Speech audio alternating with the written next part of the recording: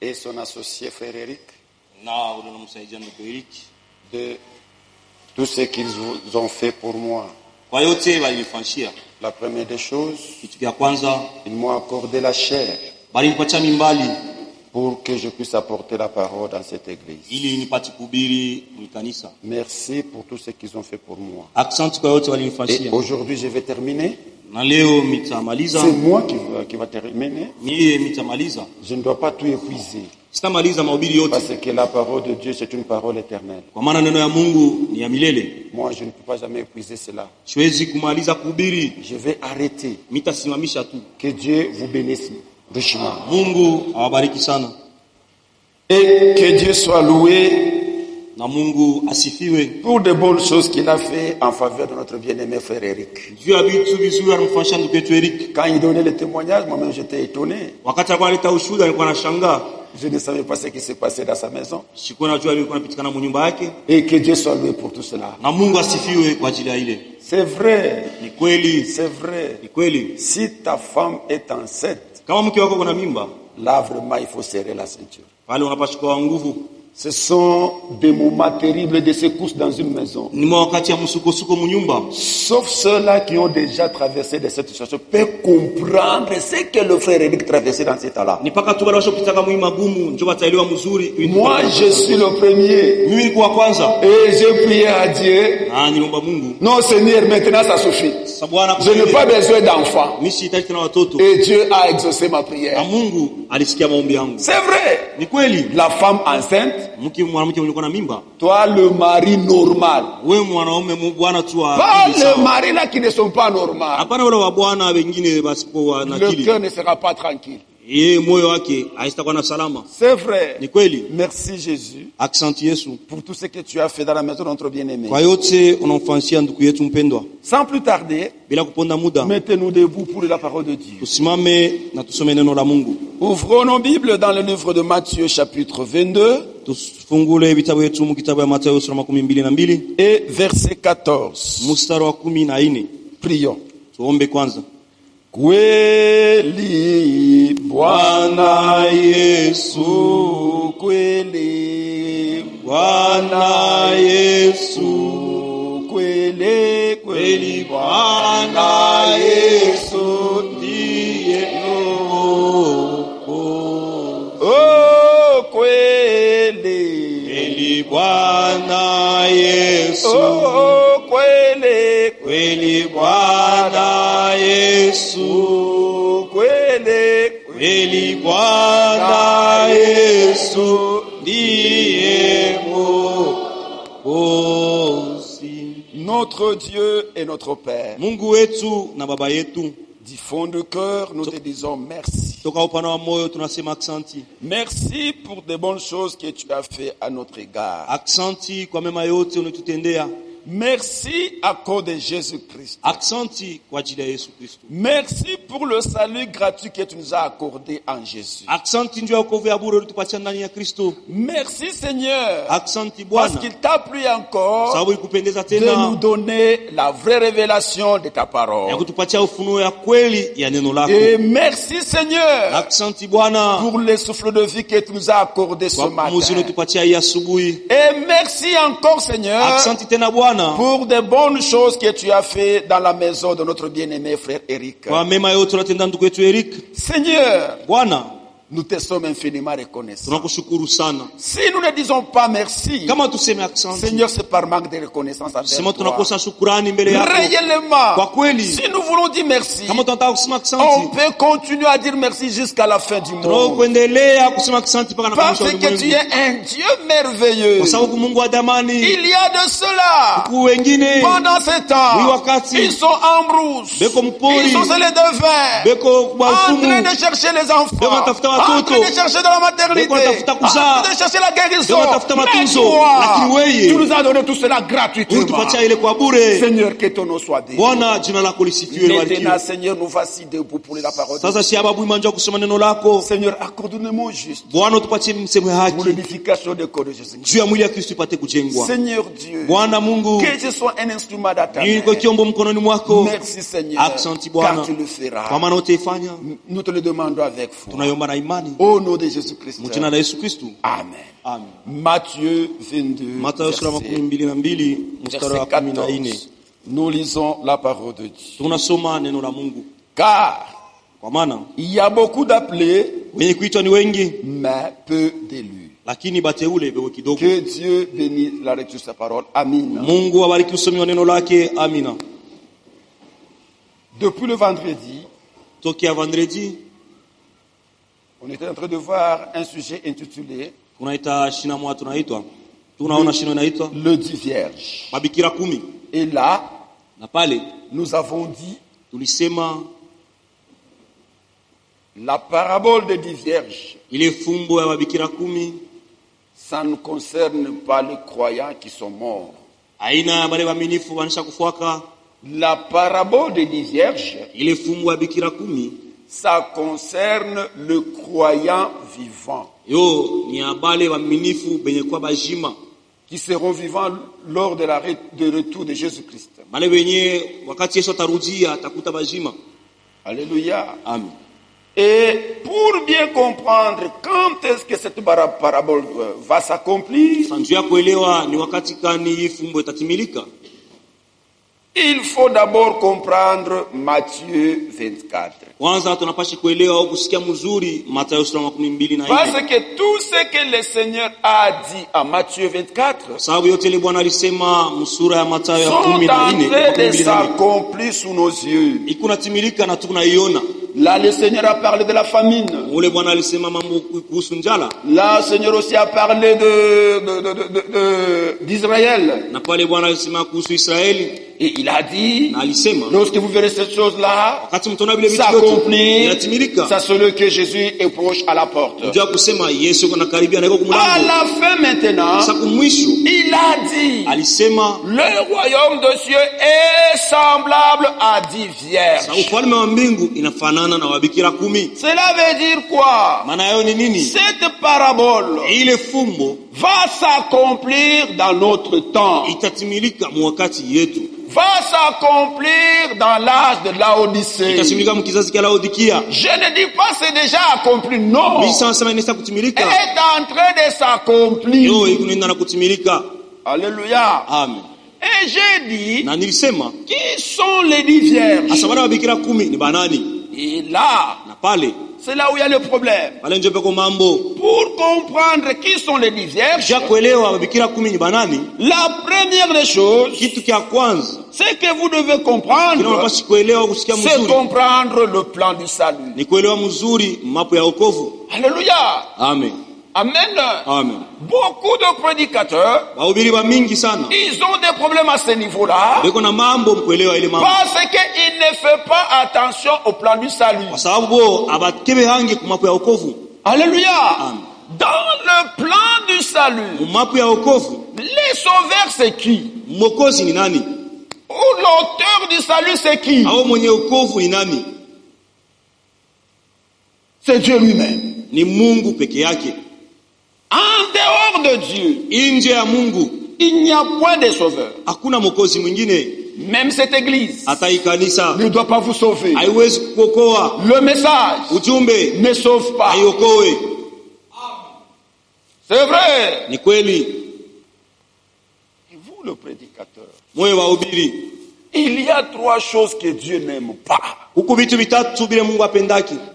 n'aime pas qu'on utilise mal la parole. Et Dieu n'aime pas qu'on puisse mal placer la parole. Alléluia. Amen. Et Dieu n'aime pas qu'on puisse mal interpréter la parole. Dieu n'aime pas ça. Mais bien aimé, quand il s'agit de parler du Sauveur, Dieu n'a jamais attribué cela à quelqu'un d'autre. Alléluia. Amen. Amen. Amen. Il y a des prédicateurs audacieux. Mais bien aimé, Si Dieu a sauvé, kama Mungu aliokoa à travers ton ministère, kupitia utumishi wako, reste calme. Wewe kala kimya. Mais vous aujourd'hui avec vos téléphones, sasa wewe na matelefoni leo, vous commencez à publier. Sasa mnaanza kutangaza kwa Facebook. J'ai baptisé 5 personnes. Wewe baptiza tu 5. Oh ya, tu n'as pas compris. Hauyaelewa. Tu n'as pas compris. Hauyaelewa.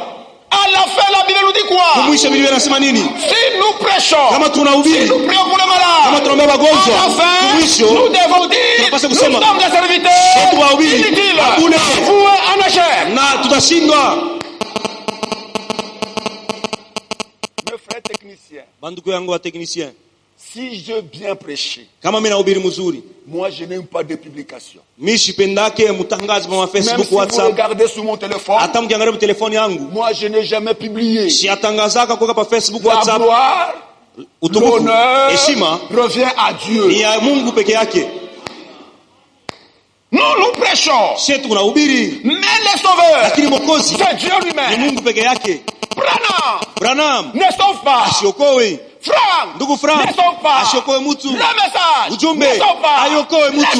Mwokozi Dieu lui-même. Ni Mungu peke yake. Et dans le plan du salut, na mumapo ya wokovu, Dieu veut que Mungu anapenda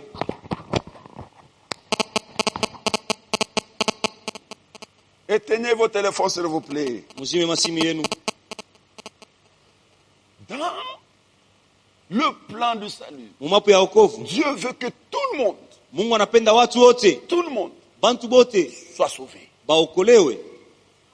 Dieu Mungu veut que tout le monde, anapenda dunia yote, dunia yote iokolewe, soit sauvé. Iokolewe. Mes bien-aimés prédicateurs, bahubiri wapendwa wangu, allez partout, mwende fashi yote, allez partout, mwende fashi yote et prêchez le salut à tout le monde. na mhubiri wokovu kwa watu wote. Ça c'est la volonté de Dieu. Ile ndio mapenzi ya Mungu.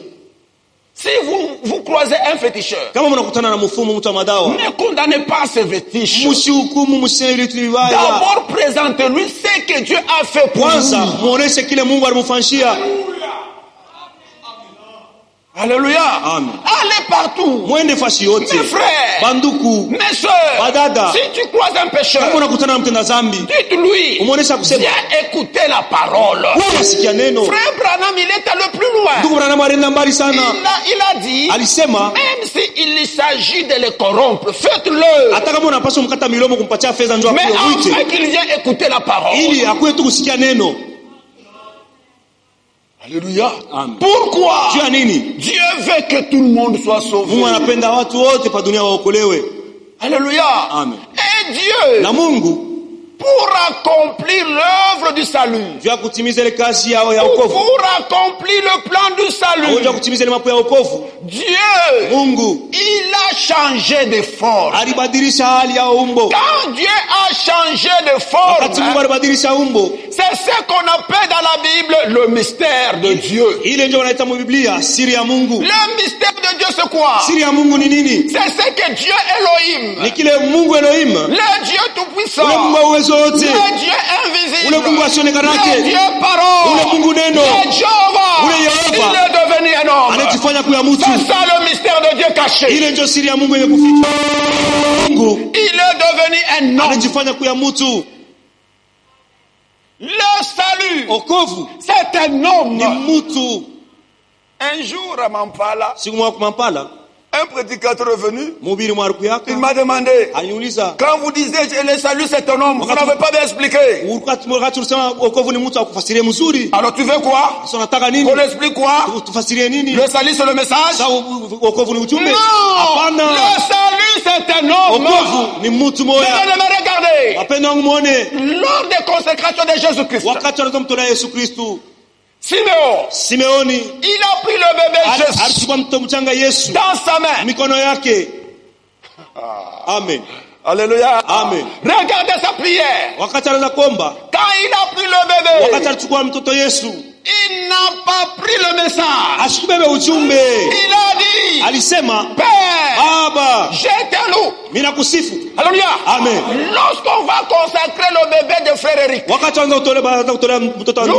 dire, Seigneur, merci d'avoir béni notre frère, d'avoir béni notre soeur, d'avoir béni cette famille. Maintenant nous te prions, Seigneur, de garder cet enfant, de le protéger. Mais Siméon, ce n'était pas le cas. Lui, Siméon, il a commencé d'abord à remercier Dieu. Seigneur, je te loue. Pourquoi je te loue, Seigneur? Parce que mes yeux ont vu le salut. Amen. Amen. Il n'a pas vu le message. Il a vu un homme. C'est ça le mystère de Dieu caché. C'est pour cela Paul, il est allé plus loin. Il a dit, mais bien-aimés, le mystère de la piété est grand. Dieu a été manifesté en chair. Alléluia. Amen. Dieu, Mungu, Dieu, il est devenu un homme. Moi, peut-être, je pesais beaucoup. Moi, je pèse beaucoup. Frère, en regardant Jésus, peut-être moi, je suis élancé plus que lui. C'est vrai. Peut-être lui, il pesait 50 kilos. Mais moi, je pèse 83 kilos. 150 kilos. Mais en lui, il était Dieu fait homme. Pour venir faire quoi? Pour nous sauver. Et dans le plan du salut, il y a 3 choses que vous devez retenir. Il y a ce qu'on appelle la préscience de Dieu. Est-ce que nous sommes ensemble? Ça va? Ça va? Ça va. Il y a ce qu'on appelle la préscience de Dieu. Il y a la volonté de Dieu. Il y a aussi libre arbitre de l'homme. Et là nous avons dit, la préscience de Dieu c'est quoi? C'est la capacité de connaître l'avenir avant le commencement. Et cette faculté-là, Dieu n'a pas donné cela aux anges. Dieu n'a pas donné cela aux prophètes. Dieu n'a pas donné cela aux pasteurs.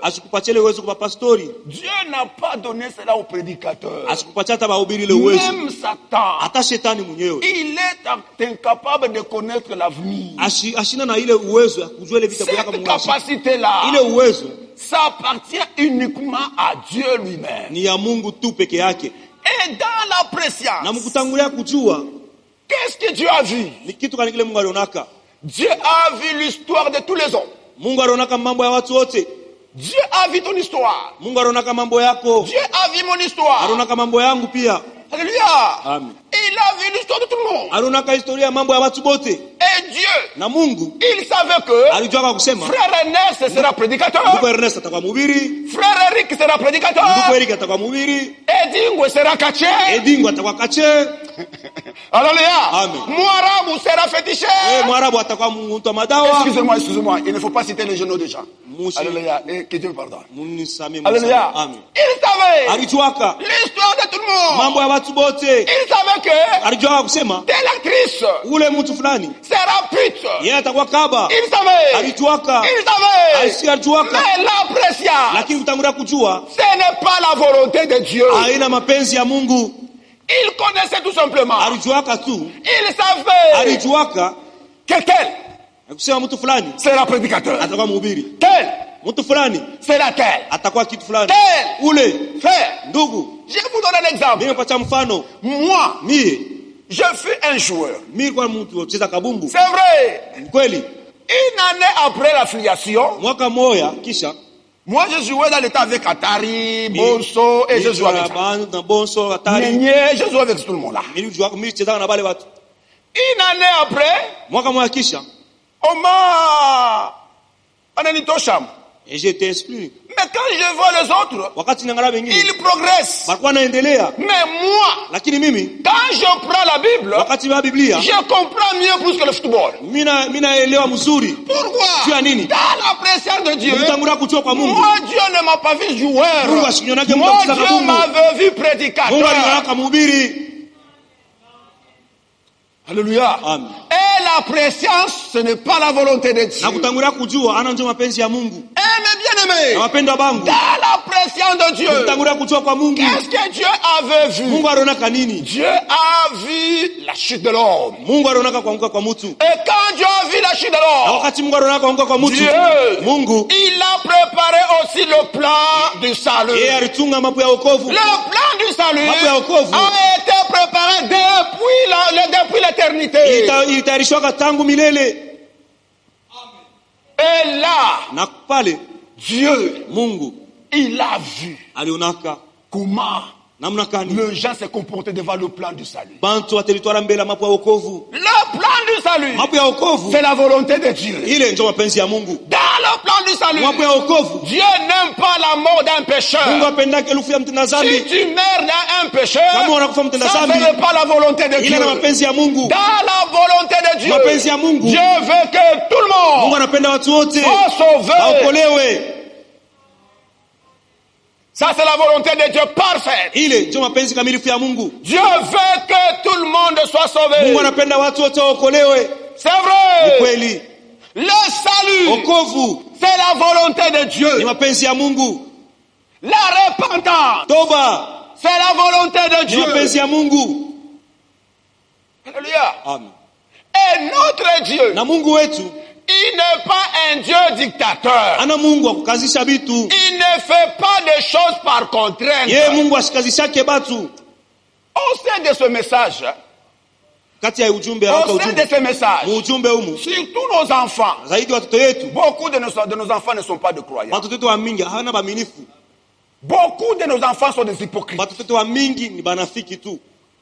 J'ai déjà essayé chez moi. Quand je voyage et je rentre, je vois les autres, les coiffures changent, les habits, les modèles changent. Je dis, c'est quoi ça? Papa, on va m'arranger. Cela veut dire, quand moi je suis là, tu es chrétien. Quand je voyage, alléluia. Mais notre Dieu, il ne veut pas ça. Ne nous amenez pas vos femmes ici par contrainte. Vous prêchez la parole. Vivez la parole. Cela va l'attirer à Christ. Ne dis pas, si tu ne pars pas à l'église, le mariage va terminer. Le mariage va terminer. Non, ne faites pas ça. Dieu, il nous a donné le libre arbitre. Cet libre arbitre-là, Dieu ne l'a pas donné aux animaux. Dieu a donné cela aux anges et aux hommes. Tout homme qui est venu au monde, Dieu lui a donné cela. Tu dois faire ton choix. Oui. Aujourd'hui même dans le mariage, nous avons des problèmes. Pourquoi? Moi je m'en souviens. J'ai mon grand frère. Le deuxième de la famille. Alléluia. Mon père, ma mère, ils ont décidé de prendre une femme pour lui. Alléluia. Alors, mon grand frère n'aimait pas cette femme-là. Mais il arrivait un temps d'où mon grand frère devrait manifester son choix. Il avait dit à sa femme, à 10 ans, d'ailleurs ce n'est pas moi qui t'a choisi. C'est mon père et ma mère. Alors moi je vais faire mon choix. Mais bien aimé, Dieu nous a donné le libre arbitre. Tu dois dire oui ou non. Dans les champs de Dieu, il n'y a pas de naître. C'est vrai. Ceux-là qui sont des naîtres, d'habitude ce sont des hypocrites. Dieu nous a donné le libre arbitre de dire oui ou non. Alléluia. C'est vrai. Les animaux, ils n'ont pas ça. Les arbres, Dieu n'a pas donné ça. C'est pour cela, si vous achetez un chien, alléluia, amen, dès que vous le tenez comme ça, il obéit. Il est un chien méchant, je ne sais pas comment l'appeler, mais dès que vous le tenez, il obéit. Il vous suit. Là où vous l'amenez, il ne doit pas dire pourquoi tu me fais sortir en ville pour mener en brousse. Il n'a pas le libre arbitre. Mais toi, tu as le libre arbitre de dire oui ou de dire non. Alléluia. Amen. Et Dieu, dans la pressia, quand il a présenté le plan du salut devant tous les hommes qui étaient là dans la pressia, c'est pour cela nous disons aux gens de ce monde, nous savons d'où nous venons, et nous savons là où nous allons. Nous venons de l'éternité et nous rentrons à l'éternité. Alléluia. Amen. Il avait vu aussi, quand il a présenté le plan du salut, il avait vu le monde se diviser en 3 groupes. Le premier groupe, c'est le groupe de réprouvés. Le deuxième groupe, c'est le groupe des appelés. Et le troisième groupe, c'est le groupe d'élus. Alléluia. Amen. Amina. Amen. C'est vrai. Premier groupe, c'est le groupe des appelés et des réprouvés. Ou les incrédules.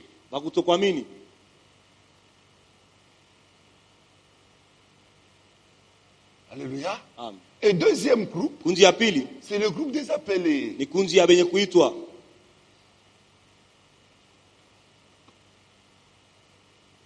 Et troisième groupe, c'est le groupe des élus. Est-ce que jusque-là, il n'y a pas de questions? On peut évoluer. Amina. Et quand Dieu a vu ces 3 groupes, Dieu, il a établi aussi 2 livres. Le premier livre, c'est le livre de vie.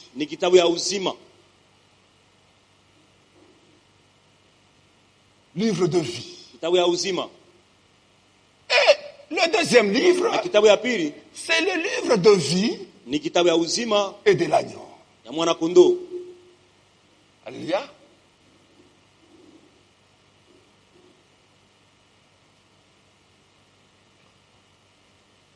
Amen. Amen. Quand Dieu a établi ces 2 livres, et Dieu, il a préparé aussi 3 récompenses. Quelles sont ces 3 récompenses? C'est la vie éternelle.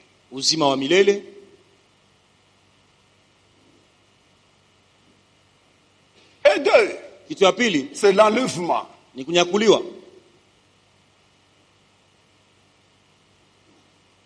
Ou la fête des noces. Et 3, c'est le millénium.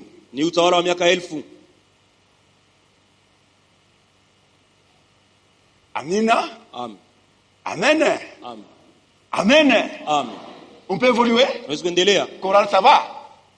Ça va. Dans la préscience, Dieu, quand il a fait le plan du salut, il avait vu le monde se diviser en 3 groupes. Premier groupe, c'est le groupe des réprouvés ou les incrédules. Et deuxième groupe, c'est le groupe des appelés. Et troisième groupe, c'est le groupe des élus. Quand il avait vu ça, il a aussi établi 2 livres. Quels sont ces 2 livres? Les livres de vie et les livres de vie de l'agneau. Et après cela, il a préparé aussi 3 récompenses. Quelles sont ces 3 récompenses? La vie éternelle, l'enlèvement ou la fête de noces et le millénium. Maintenant, regardez. Qui sont les reprouvés? Les reprouvés, ce sont ceux-là qui ont refusé Christ. C'est-à-dire qui ont refusé le plan du salut. Qui ont refusé la parole de Dieu. Ils ont tout refusé. Ils ont dit, Seigneur, moi, avec ta parole là, non. Moi, avec ce Jésus-là, non. D'ailleurs, Jésus, il n'a pas laissé des enfants. Alléluia. Amen. La parole, ce n'est pas la parole de Dieu, c'est la parole de blanc. Qu'ils ont amené ça pour nous dominer. Moi, ça non. Moi, mon problème c'est l'argent. Alléluia. Et Dieu, dans la préscience, là-bas, Dieu les a donné l'esprit de perdition. Là, dans la préscience, ils ont refusé le plan du salut. Ils ont refusé la parole. Comme récompense, c'est la mort éternelle. Et Dieu dit, ça va, c'est ton choix. C'est ton choix. Je te le donne. Alléluia. Amina. Ils ont refusé. Ils ont refusé le plan du salut. Ils ont refusé la parole de Dieu. On les appelle les réprouvés. Ils sont perdus. Ils sont perdus. Amen. Qui sont les appelés? C'est le groupe de gens qui croient uniquement à la mort de Jésus-Christ. Ils croient en Jésus comme leur sauveur. Arrivé à la parole, ils commencent à choisir. Ça, oui. Ça, non. Ils n'acceptent pas la totalité de la parole. Alléluia. Ils sont en erreur. Ils croient des faux enseignements. Et mes bien-aimés, là où la croix est enlevée, là où Jésus n'est pas bien présenté, il n'y a pas des appelés. Pour qu'on trouve les appelés, la première des choses qu'on doit présenter d'abord Jésus-Christ crucifié. C'est pour cela, c'est le Branham Dieu. Il n'y a pas des appelés. Là on dit le message sauve. Il n'y a pas des appelés. Ce sont des fous. Alléluia. Amen. Mais là où la croix est présentée, là aussi il y a les appelés. Comme ils ont accepté Jésus-Christ, comme ils ont cru en Jésus-Christ, les récompenses, Dieu leur donne la vie éternelle. La vie éternelle, on ne les trouve pas dans le message.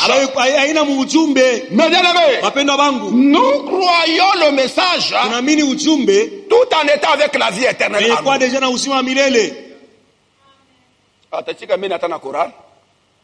C'est la vérité. Quand est-ce que nous recevons la vie éternelle? Nous recevons la vie éternelle par la foi en Jésus-Christ.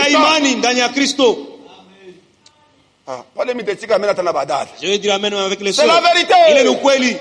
Comme ils ont crié en Jésus-Christ, Dieu leur a donné la vie éternelle. Et leur nom, ça figure dans le livre de vie. Ici, on peut effacer. Si quelqu'un devient incrédule, Dieu efface son nom.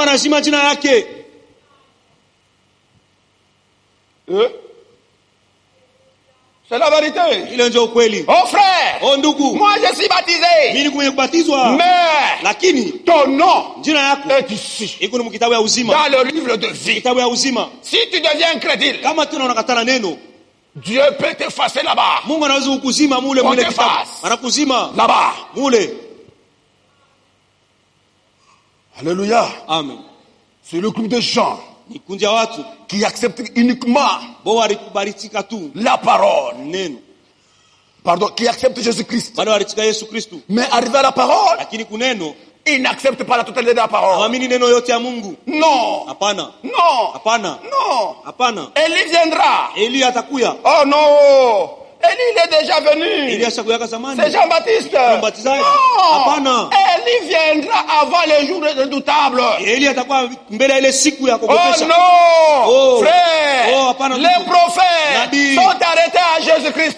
Mais Jésus-Christ lui-même, il a dit, j'ai fait le Zécom. Alléluia. Amen. Il ne croit pas toute la parole de Dieu. Christianisme. Page 154. Page 154.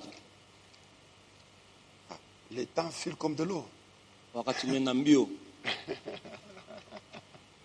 Alléluia. Amen. Ah, je reviendrai. Ici c'est chez nous. Amina. Amen. Regardez.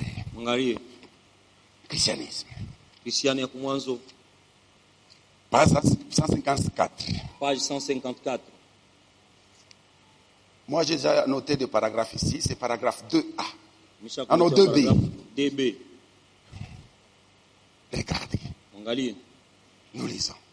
Les appelés croient en effet que Jésus-Christ est leur sauveur personnel. Mais ils ne se laissent pas conduire dans toute la vérité. Et à cause de cela, ils ne peuvent pas être amenés à un parfait accord avec la parole de Dieu. Leur nom se trouve dans le livre de vie. Alléluia. Les appelés, quand est-ce qu'ils auront la vie éternelle? Ils auront la vie éternelle. C'est après la seconde résurrection. Après le dernier jugement. C'est dans ce moment-là ils auront la vie éternelle.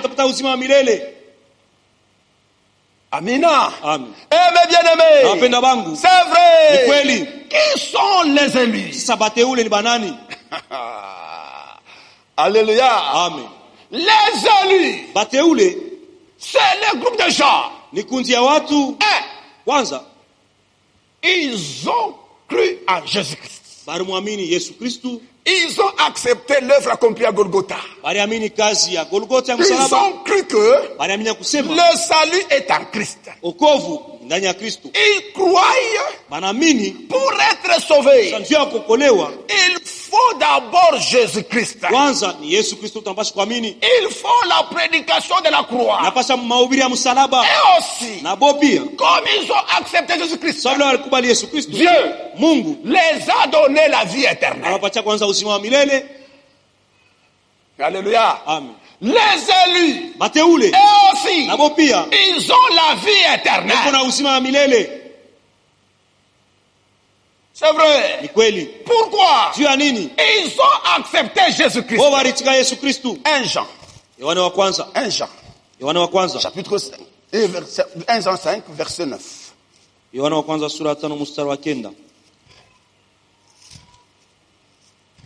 1 Jean.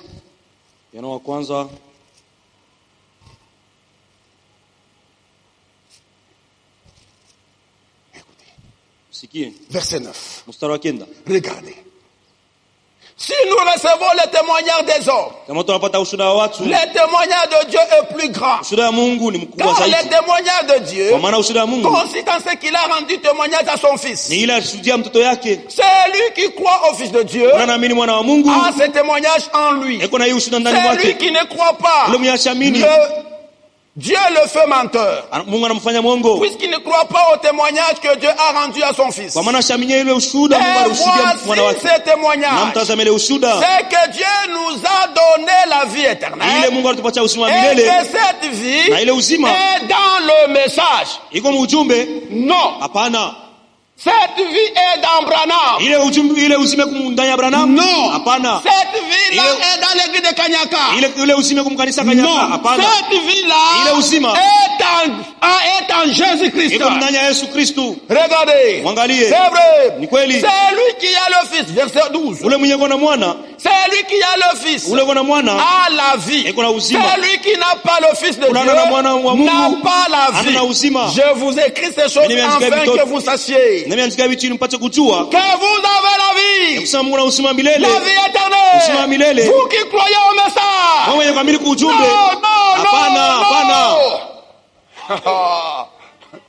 Amen. Amen. Vous avez la vie éternelle. Vous qui croyez en Christ. Nous aussi. Nous avons cru à ce que Dieu a fait à la croix. Alléluia. Amen.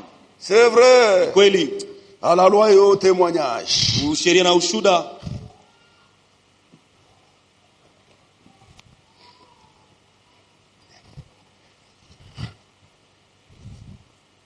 Ok.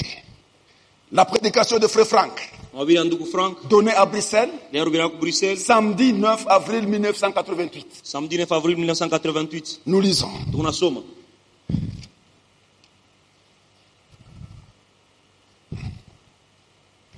Page 9. Et je vous l'ai dit maintenant. Si vous avez le Saint-Esprit, et que moi j'ai le même Saint-Esprit, si vous avez la parole, et que j'ai la même parole, si vous avez la révélation, et que j'ai la révélation, alors, si nous ne sommes pas un en Christ, il y a quelque chose qui ne va pas. Il y a quelque chose qui ne va pas quelque part. Il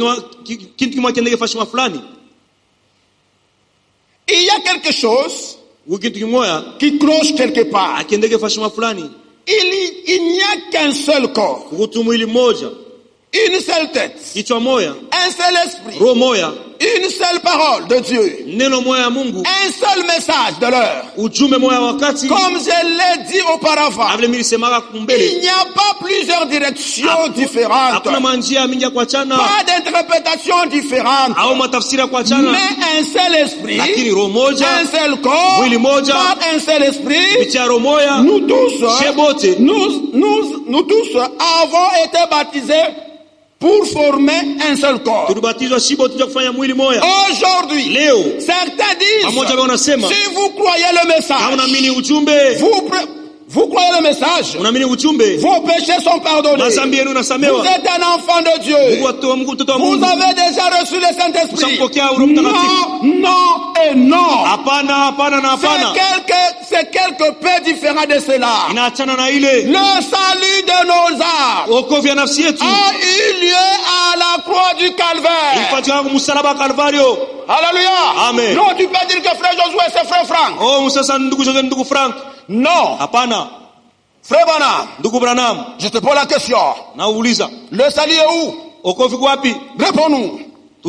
Être conduit. Être conduit. Nous lisons. Être conduit de 1900 combien?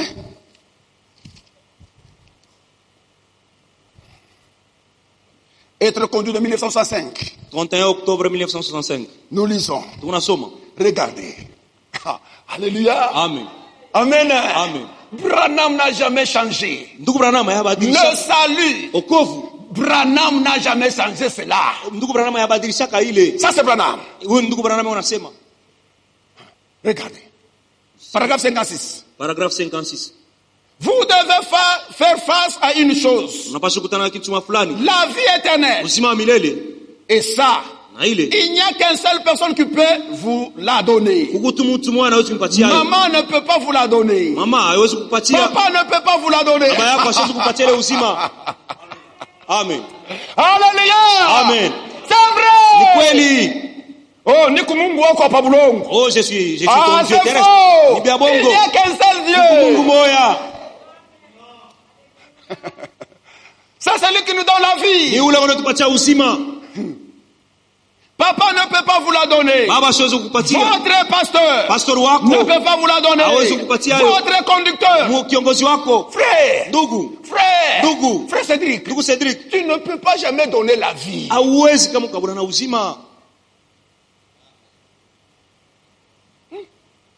Frère, voyagez, vous allez voir des choses. Moi, j'ai déjà vu beaucoup de choses. Ça ne vaut pas même la peine de dire ça. Regardez. Toute personne qui a reçu la vie éternelle, il a dû venir à Jésus-Christ. Cette partie-là, il n'y a que lui qui peut la donner. Amen. Il n'y a que lui. Pas Branham. Pas cette église. Pas le prédicateur. Pas Josué. Dans cette partie-là, il n'y a que lui. C'est qui? C'est Jésus-Christ. Mina. Amen. Comment? Non, frère. Si tu ne vis pas dans notre église, non. Si tu ne crois pas en Jésus-Christ, tu es perdu. Paragraphe 57. Votre institutrice peut vous donner l'instruction et peut vous enseigner. Vous devez apprendre ces choses. Votre mère peut vous apprendre à marcher. Vous devez apprendre à marcher. Votre père peut vous apprendre à être un homme d'affaires. Ou encore, vous devez apprendre ça. Mais il n'y a que Jésus qui peut vous donner la vie éternelle. Voyez.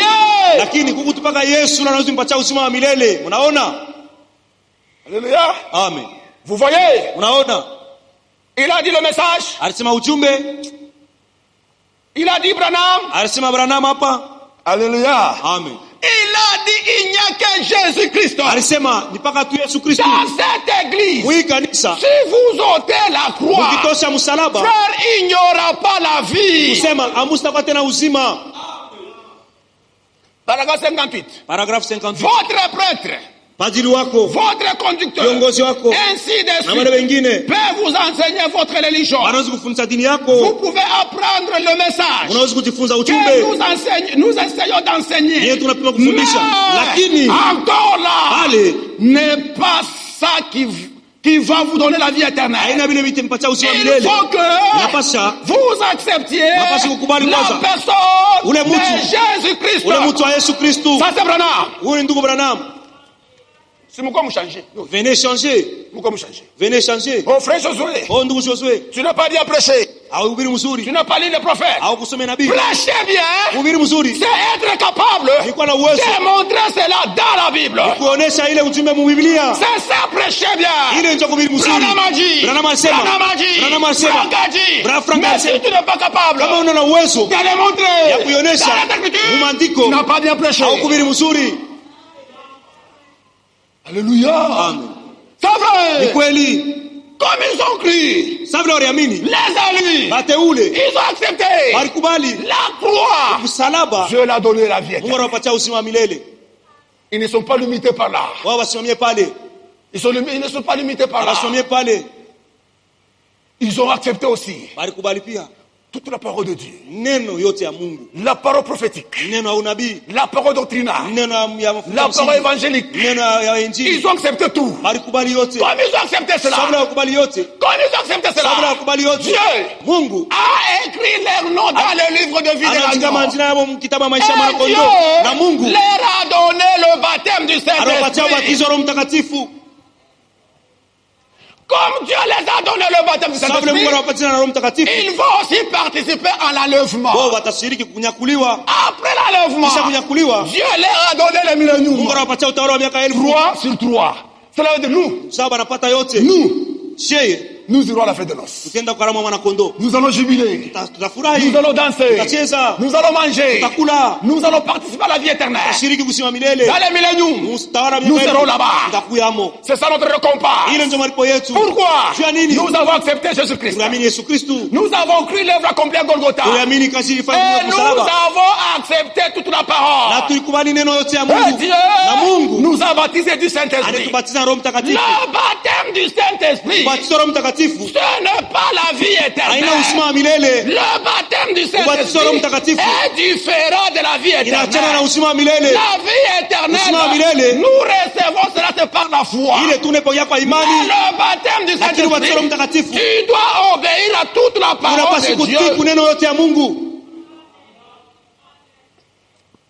Alléluia. Amen. Amina. Amen. Ils ont accepté. Ils ont accepté ça. Ah, il me reste 30 minutes. Maintenant, je dois me forcer. C'est là où il y a les problèmes.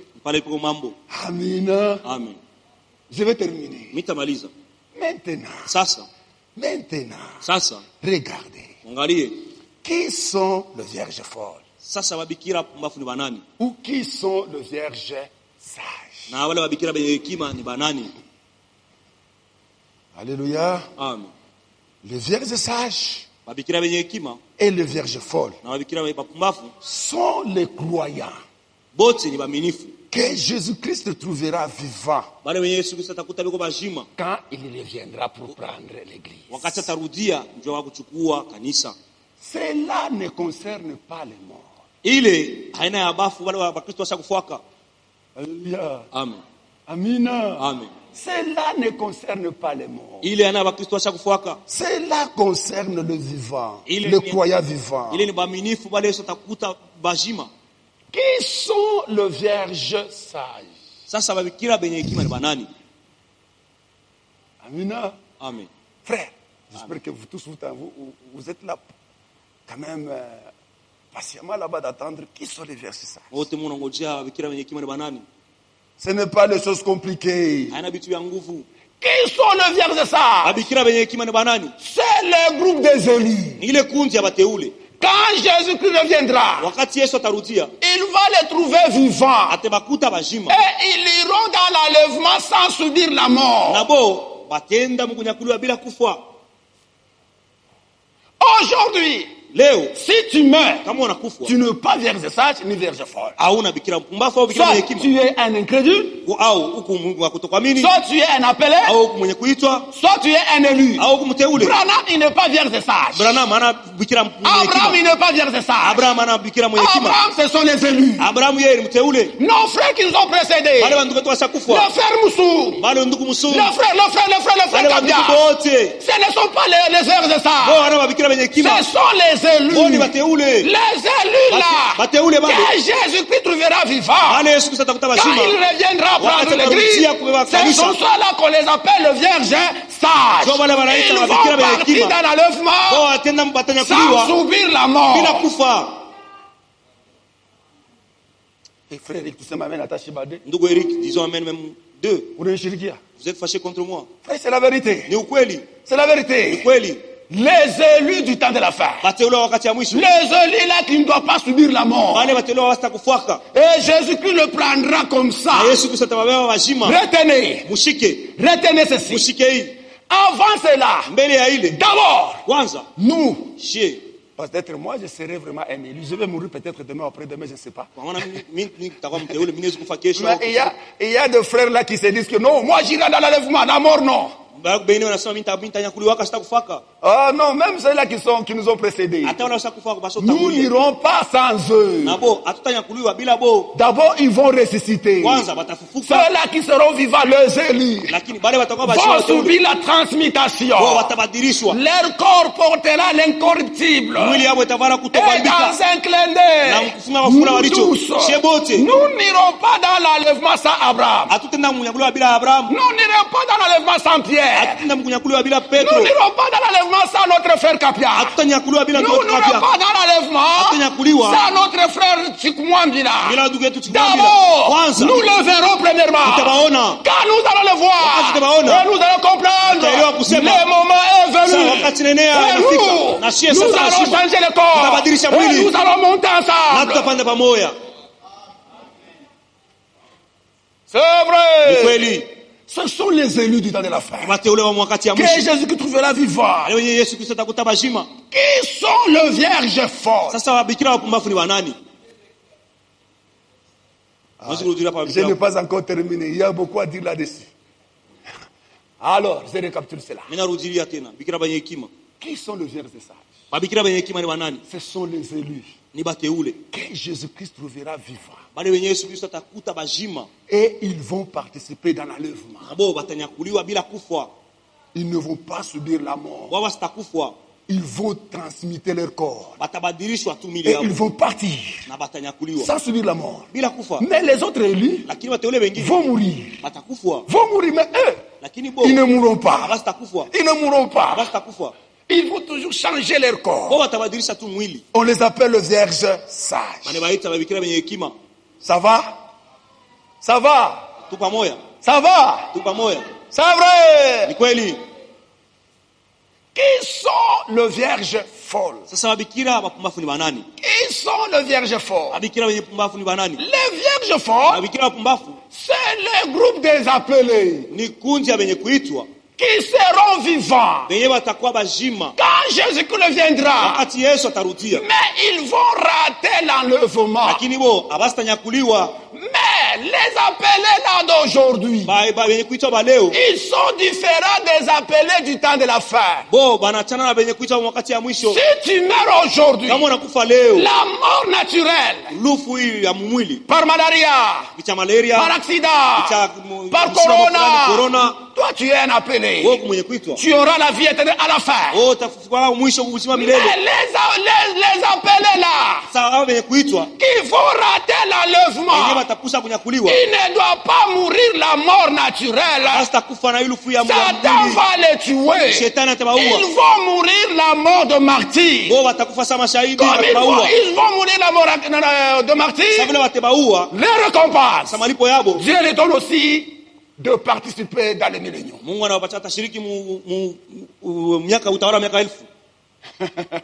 Alléluia. Mais les autres appelés, ils ne seront pas dans les milléniums. Mais les appelés des temps de la fin, ils vont rater l'enlèvement. Ils vont mourir la mort de martyr. Satan va les tuer. Comme ils vont accepter la mort, Dieu va leur donner la vie éternelle. Et le millénium. Alléluia. Amen. Amina. Amen. C'est vrai. C'est vrai. Dieu va leur donner. Va leur donner le millénium. C'est vrai. Ils vont mourir à martyr. Ils ne vont pas mourir la mort naturelle. Les vierges folles, on va les tuer. On va les tuer. Qui va les tuer? La bête. Ils vont refuser la marque de la bête. Ils vont refuser d'adorer la bête. Et la bête va les tuer. Et Dieu va leur donner aussi le millénium.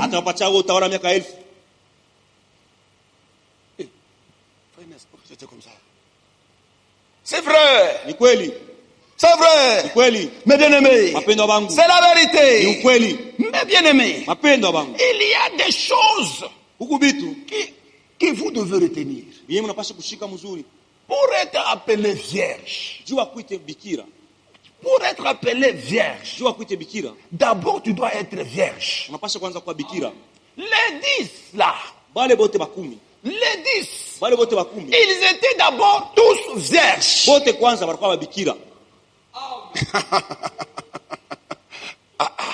Là, il y a aussi quelque chose là très dur à dire. Excusez-moi. Comprenez-moi. Je dois le dire. Tous.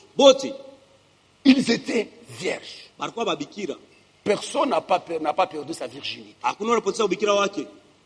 Dans le naturel, une vierge, c'est qui?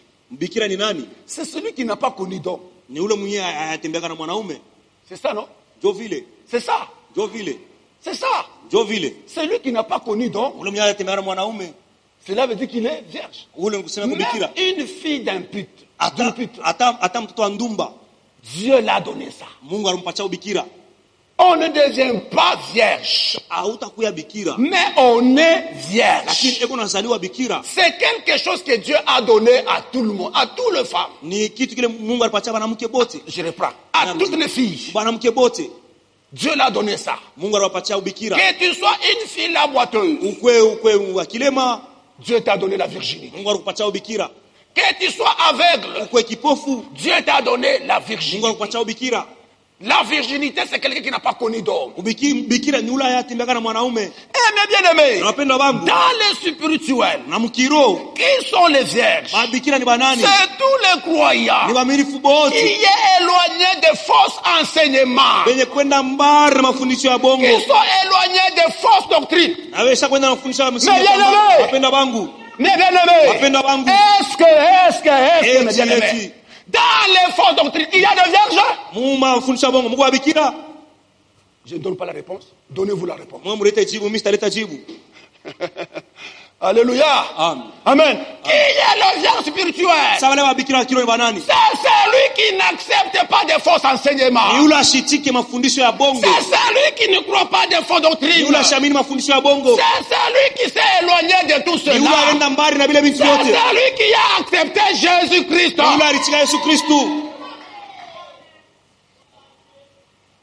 Alléluia. Celui-là, on l'appelle vierge. L'Abraham Dieu. Même s'ils ont crié en Jésus-Christ, comme ils ont fait l'adultère avec la parole, ils ont perdu leur virginité. Les franquistes, ils ne sont pas de vierges. Félix, c'est la vérité.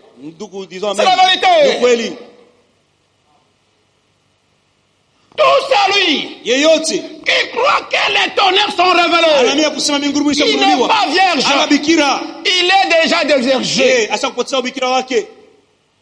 Tout celui qui croit que Jésus, il est déjà revenu, il n'est pas vierge. Nous les vierges de ça, jusqu'à présent, nous attendons son retour. Nous attendons son retour. Quand il viendra, les yeux le verront. Amen.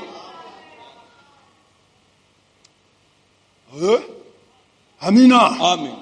Amina. Amen. Qui sont les vierges? Ce sont ceux-là qui ont des lampes.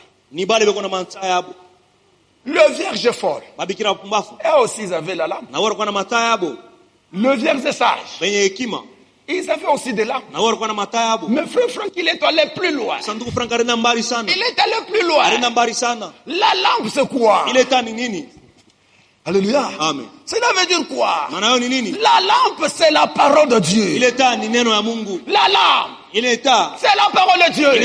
C'est la lumière qui nous éclaire quand nous avançons. Cette lumière-là, la parole nous éclaire. C'est ça la lampe. Elle est vierge forte, elle est vierge sage, ils avaient la parole. Mais dans les fausses doctrines, qu'est-ce que vous enseignez? La Bible, c'est les carottes pourries. C'est les carottes pourries. Aujourd'hui, la Bible, c'est le livre de Branham, du prophète. Mais pour nous, la Bible, c'est la brochure. Non. Frère Branham a dit, moi, avec ceux-là qui me suivent, notre absolu, chantisait. Ils n'ont pas la lampe. Ah, merci mon bien-aimé. Ils n'ont pas de lampe. Alléluia. Amen. Amen. Amen. La lampe, c'est la parole de Dieu. La lampe nous éclaire. La lampe nous aide à voir. Les vierges forts, ils avaient aussi la lampe. Cela veut dire quoi?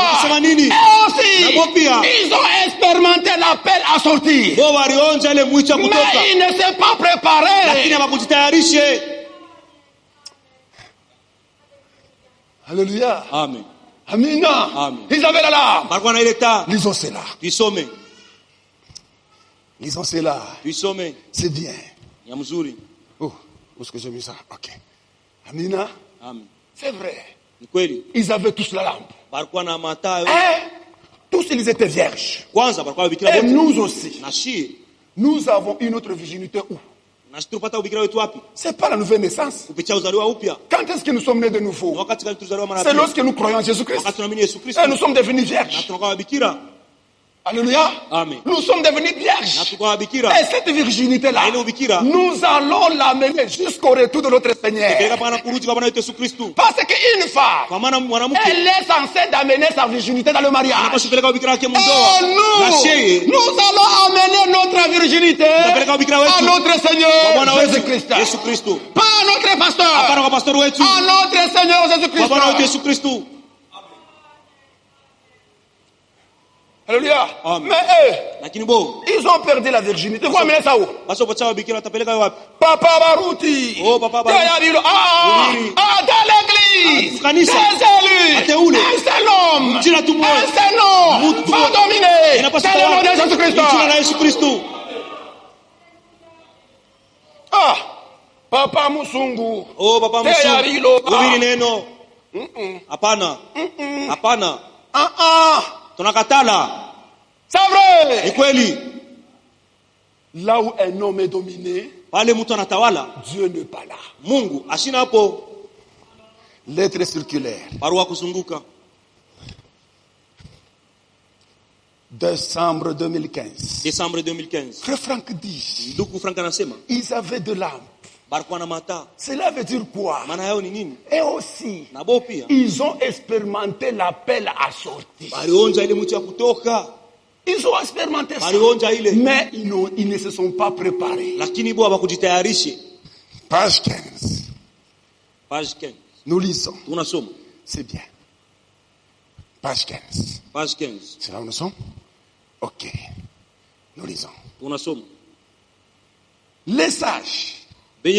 Prenez aussi de vases, les sages, prenez aussi le vase rempli d'huile. Ce que le prophète Élie dit autrefois est encore valable aujourd'hui. La farine qui était dans les pots ne manquera point. Et l'huile qui était dans la cruche ne diminuera pas jusqu'au jour où l'Éternel fera tomber de la pluie sur la face du sol. Alléluia. Amen. Je reprends. C'est 3a. Les vierges folles dont les lampes se sont éteintes ont tout d'abord la lumière. Ils ont la parole. Jésus est Dieu. Amina. Le salut en Jésus-Christ. Amina. Ils ont la lumière. Alléluia. Amen. Amen. Amen. Elles expérimentent l'appel à sortir. Mais pas la préparation. Pas la préparation. Mais bien aimé, la vraie préparation est dans ce message. Sans ce message, on ne peut pas jamais parler de la préparation. Toute préparation qui se passe en dehors de ce message, se rendre un service à Dieu en dehors de sa volonté. La vraie préparation est dans ce message. Il n'a pas expérimenté la préparation. La vraie préparation n'est pas à la croix. À la croix, il y a la vie. Mais la préparation est dans ce message. Amen. C'est vrai. Ils n'ont pas expérimenté la préparation. Et dans la lumière. Ici. La lumière qu'on nous parle ici. Qu'ils ont expérimenté ici. C'est la parole évangélique. Ils ont aussi écouté l'évangile. Ils ont accepté en Jésus-Christ. Ils sont sortis. Ils ont cru. C'est ça la lumière. Qu'ils ont vu. Et tous. Ils avaient d'huile. Mais le sage, ils avaient aussi des vases en réserve. ils avaient la lumière. Il y avait que l'huile là dans la lampe. Mais ça, ils avaient aussi de l'huile en réserve. Pour faire quoi? Pour maintenir cette lumière. L'huile sert à maintenir la lumière. Sert à maintenir quoi? La parole. L'huile c'est quoi? C'est le Saint-Esprit qui révèle la parole. C'est là qu'ils disent. Branham a dit. Franck a dit. Aujourd'hui, il n'y a rien à nous prêcher. Mais nous, depuis que nous avons commencé à prêcher, jusqu'à cette heure, au fur et à mesure nous avançons. Au fur et à mesure nous avançons. Les choses deviennent plus en plus claires. Mais bien aimé, laisse-moi vous donner un conseil. Vous le prédicateur. Nous sommes des prédicateurs heureux. Parce que nos vieux, ils ont lutté. Si un prédicateur d'aujourd'hui, il prête des faux doctrines, cela veut dire qu'il n'est pas appelé de Dieu. Nous avons trouvé toutes choses normales. Nos vieux là, je ne peux pas les citer. Ils ont combattu. Mais nous, ce qu'il nous reste à faire, c'est de marcher. Correctement. Alléluia. Amen. C'est vrai. Il faut avoir du respect à nos gardes, nos aïeux là. Il faut les respecter. Ils ont fait un bon combat. Et Dieu va les couronner. L'huile. Frère, aujourd'hui, si je presse les diverges, frère, je le presse avec stabilité. Je ne tâtonne pas. Je ne suis pas ballotté. Pourquoi? Le chemin est bien nivelé. Moi, je fais que marcher. Et prenez ce qu'on a déjà enseigné. Alléluia. Amen. Et l'huile, c'est le Saint-Esprit qui révèle la parole. Qui révèle la parole. Et mes bien-aimés, cette huile-là ne doit pas sécher jusqu'à son retour. Jusqu'à son retour. Et mes bien-aimés, quand est-ce que maintenant cette parabole deviendra claire? C'est lors de la prière pluie. Alléluia. Amen. Cette pluie-là, c'est là où on va nous différencier. C'est là où les choses deviendront claires. Cette pluie-là ne tomberont jamais sur les appelés. Ne tomberont jamais sur les vierges folles. Cette pluie-là tombera uniquement sur les élus. Quand cette pluie-là tombera, c'est dans ce moment-là, les vierges folles se rendront compte que nous sommes dans l'erreur. Quand nous aurons le mystère parlé, quand nous allons parler, et les choses vont se réaliser, et le monde entier verront cela, et le vierge fort, et vont essayer, cela ne tiendra pas. Il viendra chez nous, il va nous demander, où est-ce que vous avez trouvé ce puissant? Et nous allons leur dire, les choses là qui avancent. Quand ils vont aller là-bas,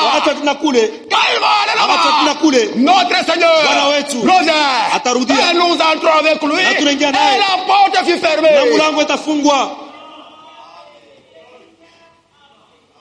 Alléluia. Amen. Amina. Amen. Et la porte fut fermée. Qui sont les vierges forts? Qui sont les vierges forts? C'est lui, la femme de l'Apocalypse 12. Et pour ce matin, que Dieu vous bénisse. Mungu amebariki. Alléluia. Amen. C'est bien. Mzuri. C'est bien. Mzuri. Je ne veux pas encore commencer d'autres choses que je ne dois pas terminer. Si je parle encore, je dois parler de la résurrection, des trois résurrections. Et je ne serai pas terminé. Mieux vaut que je m'étais pour ne pas des questions par après. Alléluia. Amen. Que Dieu vous bénisse. Mungu amebariki. Ningemuona asiyebadilika. Yesu asiyebadilika. Ningemuona asiyebadilika. Yesu.